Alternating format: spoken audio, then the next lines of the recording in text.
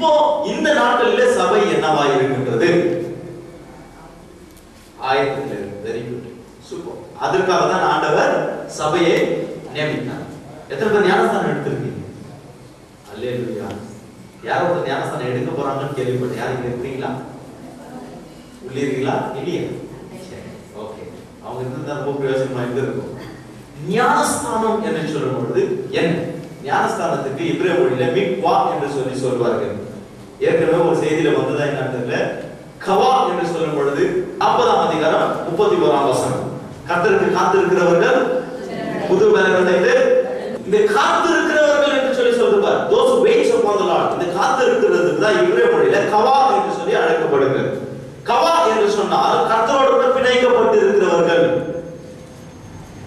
நீங்க ஜரையை எப்படி மூணா பிரிச்சு வென்றீங்களோ அதான் பிணைக்கப்படுகிறது. ஒரு கயிற்று 3 கயிற்றை எப்படி ஒன்றாக பிரித்து அது ஒரு கயிறாய் மாறுகிறதோ அதுதான் பிணைக்கப்பட்டு இருக்கிறது. நல்லா கவனிங்க.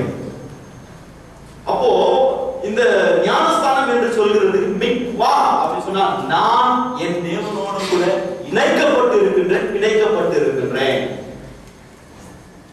அதுக்கு இன்னொரு பதம் உண்டு. ஞானஸ்தானத்துக்கு பெற்றோர்கள் என்று சொல்லுவாங்க. அப்படின்னா நம்ம தமிழ்ல என்ன சொல்றோம்? நிச்சயதார்த்தம் சொல்றோமா? அப்போ ஆண்டவராகிய இயேசு கிறிஸ்து கல்வாரி சிலுவையிலே தன்னுடைய ஜீவனை கொடுத்து நம்மை மீட்டெடுத்து நமக்கும் ஆண்டவருக்கும் ஒரு என்கேஜ்மெண்ட் நடந்திருக்கு. ஓகே.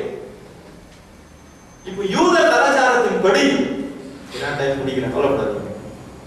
யூத கலாச்சாரத்தின்படி ஒரு பெண்ணும் ஒரு ஆணும் திருமணத்திற்கு அவர்கள் நிச்சயம் செய்யும் பொழுது நம்ம தேசத்துல கொஞ்சம் மாற்றங்களா இருக்கும்.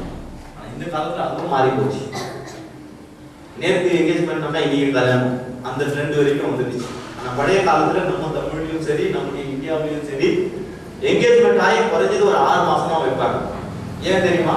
இந்த 6 மாசத்துல ஆண் பெண்ணையும் பெண்ணு ஆணையும் இந்த 2 வீட்டையும் அவங்க குடும்பம் எப்படி இவங்க எப்படி எப்படி சொல்லி கவனிப்பாரு.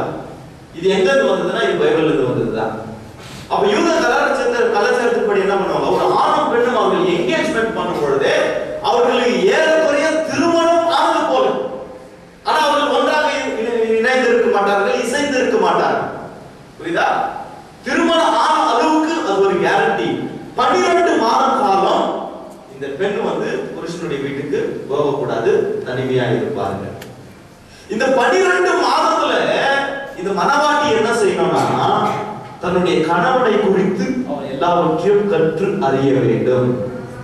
ஏன்னா ஒரு குடும்பத்திலிருந்து இன்னொரு குடும்பத்துக்கு போகும்பொழுது அவருடைய சுபாவம் என்ன, அவருக்கு என்னென்ன பிடிக்கும், அவருக்கு என்னென்ன பிடிக்காது, அந்த கணவர் வீட்டில் இருக்கிறவங்க எல்லாம் எப்பேற்பட்டவங்க, அவங்களை எப்படி அனுசரிச்சு போகணும் என்று சொல்லி 12 மாதங்களில இந்த மனவாட்டி கற்றுக்கொள்ள வேண்டும். இதை விட முக்கியமானது என்னன்னா அந்த என்கேஜ்மெண்ட் ஆகிற நேரத்துல 2 பேரும் பேசிக்கொள்வார்கள். என்ன பேசிக்கொள்வார்கள்? உண்மையை பேசிக்கொள்வார்கள். இந்த மனவாட்டி மனவாளர் பார்த்து சொல்வார், இதுவரைக்கும் நான் கன்னி பெண்ணாய் இருக்கின்றேன். அவனும் சொல்வார், நானும் எந்த ஒரு தவறு செய்யாம ஒரு கன்னி கிடையாத ஆணாய் இருக்கின்றேன். உண்மையை பேசிக்கொண்டு இந்த 12 மாதத்துக்கு நல்லா கவனிங்க, என்கேஜ்மெண்ட் ஆயிட்டு இருக்கு. சிலருக்கு போனே கீழே வைக்க முடியாது, சிலருக்கு பைக்ல பின்னால உட்காந்து போகாமல் இருக்க என்கேஜ்மெண்ட் ஆயிடுச்சு.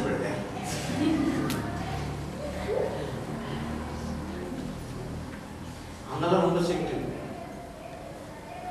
இந்த 12 மாதத்துல ஒருத்தருக்கு ஒருத்தர் இது எப்படின்னாக்கா கையில இருக்கிறது வாய்க்கு போலன்றாங்க. அந்த மாதிரி கையில ஒரு லட்டு கொடுத்துட்டு ஏய் சாப்பிடாத